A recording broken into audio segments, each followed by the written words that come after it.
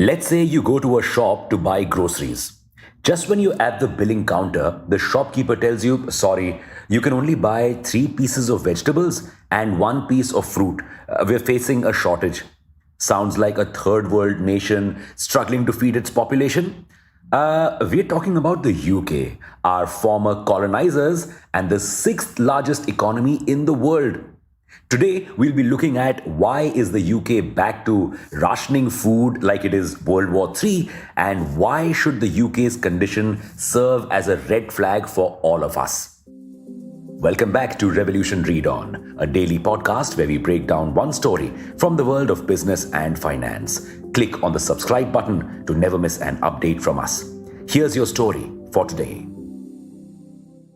COVID is gone, mostly, and the world has learned to live with the supply chain disorders of the Russia-Ukraine war. So, why is the UK still facing shortages? Why are shelves of UK's superstores empty?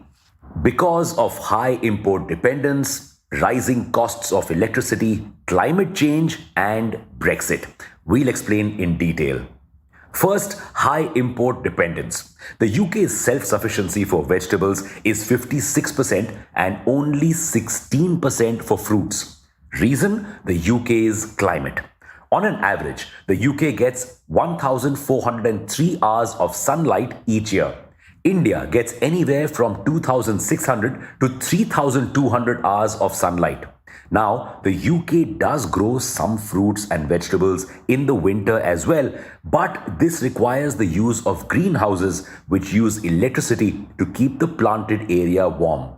But thanks to the Russia-Ukraine war last year, the prices of electricity were super high.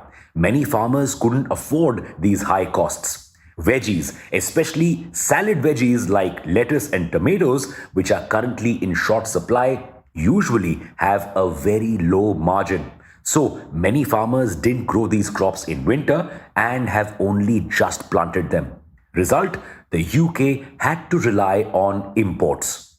But why have imports stopped? Climate change. The UK mainly relies on Spain and Morocco for fresh veggies and fruits. Spain has seen colder than normal temperatures this year, which means some crops haven't grown well. Meanwhile, Morocco has faced floods which have destroyed crops. So the government has restricted exports. In short, climate change is the culprit. Because of this, the UK could soon see shortages of more veggies and fruits. These shortages are expected to last at least until May. Now, why are other European nations not facing these problems? Not all of them could be 100% self-sufficient. Well, the answer to that is Brexit. From 2020 onwards, Britain stopped being a part of the European Union, leading to Brexit. That's Britain's exit from the EU. Think of the EU like a group of cool kids in school. If you're friends with them, you get all the perks, the best seat in the cafe, and the best ways to bunk classes. What if you're not a part of the group? Tough luck, you're gonna have trouble. That's exactly what has happened with Britain. When it was a part of the EU, trade flowed easily. The Union already had set supply chains and taxes for inter-union trade. But now that it is not a part of the EU, trade has a lot more barriers.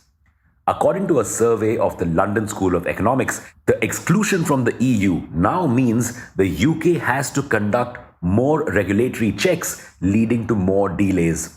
Plus, there are new taxes which also increase costs. Result, supply chain problems and delays in supplies reaching consumers. What can India learn from this? India is a khati-piti country with a massive population. We need more and more food to feed our people. But thanks to growing climate change, the problem of our food security will keep rising.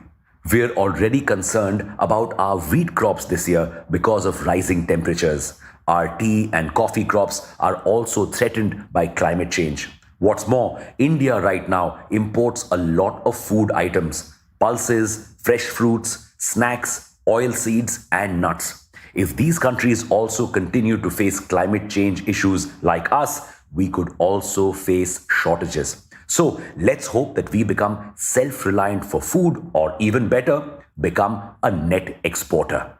What can we do to become self-reliant? Thank you for listening to this episode. We'll be back with more tomorrow. Until then, read on.